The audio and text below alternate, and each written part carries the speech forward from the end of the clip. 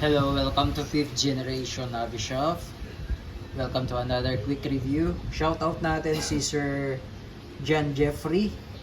So this is the 2011 High Kappa 5.1 Type K by WE gas blowback airsoft pistol, and it comes with free green gas, standard power, Pop Dyno number 12, and also comes with 0.23 grams 4,000 shots, airsoft BBs, and also silicone oil. Yan, so yan yung mga kasama sa package. And let's open the box.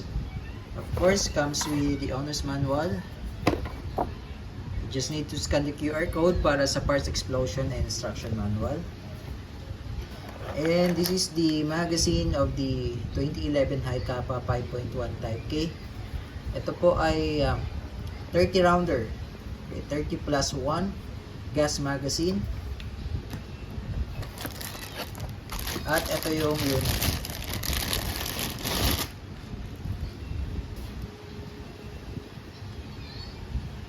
Yan. 5.1 Type K with full automatic, as you can see here in the box. So meron siyang full auto. 5.1 Type K. So ito yung selector switch para sa full auto, semi and full auto. So kung gusto mo full auto, baba mo lang switch. If you want semi auto, angat mo lang yung switch. Ayan. Sa kabilang side naman, ito naman po yung manual safety. Kung gusto niyo pong i-activate ang manual safety, kailangan pong ibaba ang hammer, then angat mo lang for safety.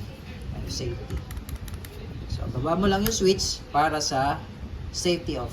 Safety on, safety off, safety on, safety off. Safety off, working. So, pwede mo rin siyang ikasa. So, hindi mo siya ma-activate hanggat hindi mo siya kinakasa or hindi mo binababa yung hammer. Hindi mo siya mapipihit, kumbaga. Okay, so ayan naman, naka-safety off. Ito naman beaver tail, hanggat hindi mo siya dinidiinan, hindi rin siya gagana. Ayan. Pag dininan mo, tsaka na siya gagana. Ayan. So, dual safety features. Manual safety and beaver tail safety. Ayan. Nakasama yung magwell na siya. Adjustable yung sight niya. Rear. As you can see, meron siyang adjuster dyan. Ayan, meron siyang adjustment ng windage and adjustment ng elevation. So, dalawa po yan. Sa front naman, naka-fix na po yun sa front. Naka-fix na yung sight niya. With markings na siya dito sa slide, sa grip, sa barrel. With markings on barrel. Yan. Okay, disclaimer lang, airsoft lang po siya. Yan. Tapos, meron siyang rail for flashlight. Subukan natin baklasin. So, pag magbabaklas po kayo ng ganitong unit, kailangan po wala magazine. Remove nyo po yung magazine. Tapos ito, isa-center nyo lang po dyan. Ayan.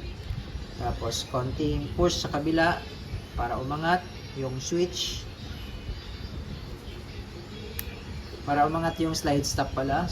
This is the slide stop, slide release. Ayan. Ayan yung internals.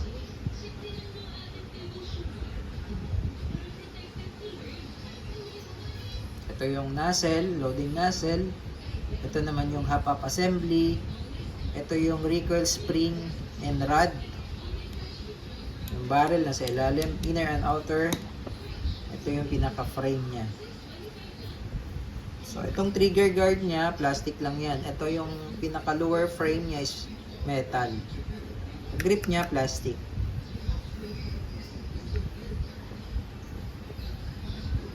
So, sa pagbabalik po, ito, papasok nyo lang siya dito.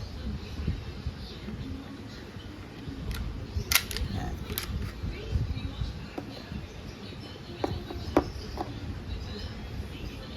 Tapos, yung may nuts na yan, isisentro nyo lang siya dyan para maipasok yung pinaka-lock na yan. Yan, yung lock na yan.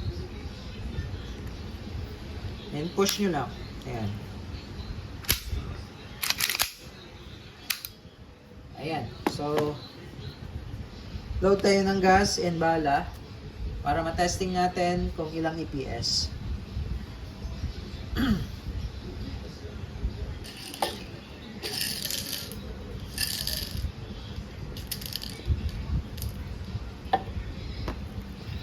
Sa paglo-load, madali lang naman po. Dito nyo lang ilalagay.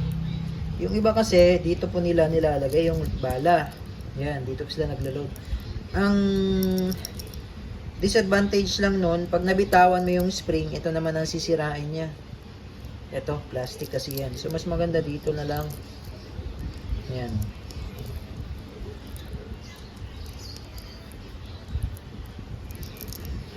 Medyo dadamihan natin kasi meron siyang full auto.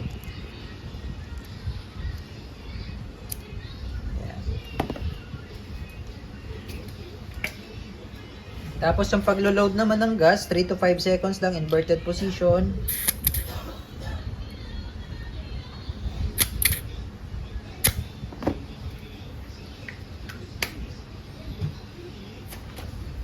Okay. So again, ulitin ko po, ito po yung switch ng semi-auto and full auto. So kung gusto niyo yung full auto, baba mo lang yung switch. Kung gusto niyo naman semi-auto, angat mo lang yung switch. Pero mas maganda petex lang tayo sa full auto. Is kasi makasira ng internals yung may full auto. Okay, so testing po. Check natin yung EPS.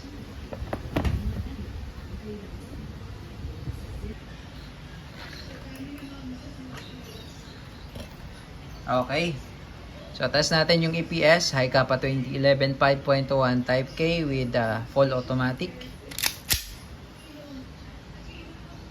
Firing 354.8 343.7 344.7.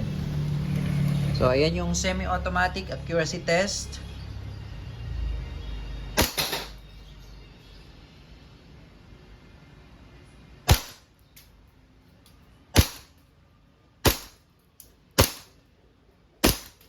Yan. So, yan po yung semi-automatic. Ngayon, switch tayo sa full auto. Rapid firing. Yan. Yun yung rapid firing or yung full automatic. Ayan. So, open slide. Release nyo lang yung magazine. Tapos, wag nyo pong idadrop yung slide. Yung iba kasi dinadrop lang ganito. Wag nyo pong idadrop ang slide. So, ang gawin nyo po, alalayan nyo po para hindi siya mapudpod. And release. Tapos balik natin sa semi-auto. Yan, hammer down. Okay, so all goods na po. This is the 2011 High Kappa 5.1 Type K gas blowback airsoft pistol ng WE.